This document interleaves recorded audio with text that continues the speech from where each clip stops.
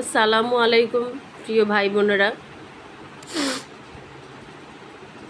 আমাদের আসি আর নেই।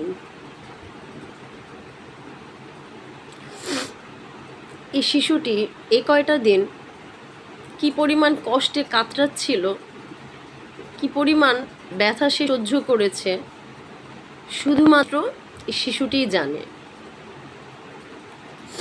হয়তো এই বোনটি আজকে মারা গিয়ে বেঁচে গেছে, তার আর কষ্ট ভোগ করতে হলো না। কিন্তু যে মা তার সন্তানটি হারালো, যে মায়ের বুক খালি হলো, শুধুমাত্র সেই মাই জানে তার হৃদয়ে কি পরিমাণ রক্তক্ষরণ হচ্ছে।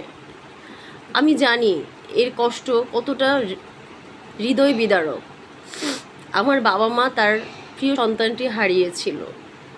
বাবা মার সামনে তার সন্তানের লাশ, তার সন্তানের মৃত্যু কতটা দায়ক, কতটা বেদনাদায়ক শুধুমাত্র সেই পরিবারটি জানে, সে বাবা মাই জানে। আমরা এমন দেশের নাগরিক যেখানে বিচার ব্যবস্থার অবস্থা খুবই খারাপ। আমি আসলে আর কিছু বলার ভাষা হারিয়ে ফেলেছি। ধর্ষকের সর্বোচ্চ শাস্তি দাবি করছি, আর যেন কোনো মায়ের বুক এভাবে খালি না হয়।